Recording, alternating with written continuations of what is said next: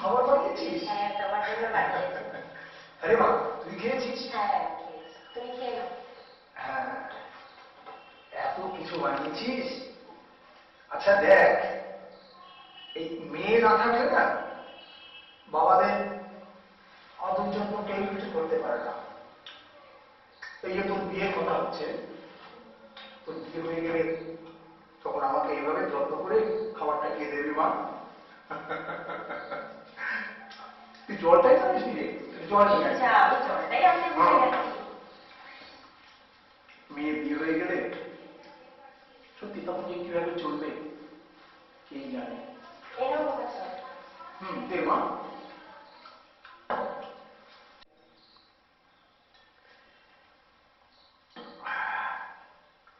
আজকের খাবারটা কিন্তু খুব ভালো বানিয়েছিস রে মা। তোমার ভালো লেগেছে বাবা? খুব ভালো লেগেছে, খুব ভালো। তা আজকে সারাদিন আর কি কি করলি মা? বাড়ির টুকটাক জায়গায় কাজ থাকে সবই করলাম। তুমি তো জানো কি করতে হয় আমার। মা যে সমস্ত কথাবার্তা বলে সেগুলো শুনবি মন দিয়ে, কিন্তু জানিসই মা কেমন রেগে যায়। যদি তার কথা না শুনিস তাহলে কিন্তু মা ভীষণ রেগে যাবে, বুঝলে? আর মা বলতে খুব একটা কিছু মনে করিস না, তুই তো বড় হয়েছিস, সবই তো বুঝিস মা, মা নিয়ে বলতে হয়। আচ্ছা বাপ সোহাগী, শুধু শুধু বাপের আদর খেলে কি চলবে? ওদিকে তো সংসারে ঢের কাজ পড়ে আছে, সেগুলো করতে হবে না? করছি না।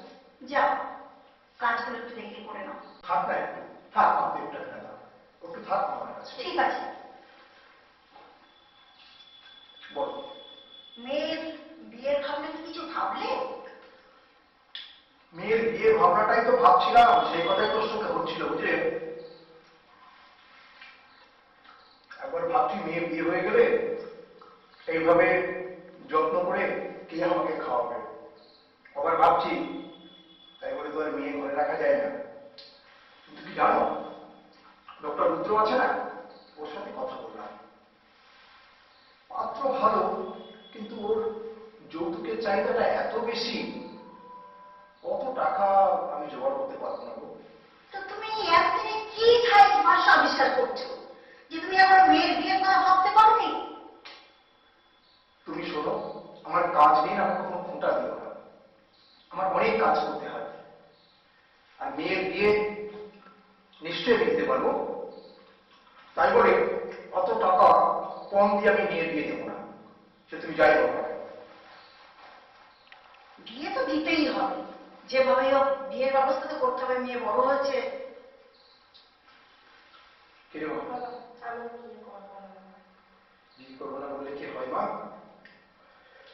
এটা তো বাবার কর্তব্য রে, বাবা মায়ের কর্তব্যই থাকে, মেয়েকে বিয়ে দিতেই হবে।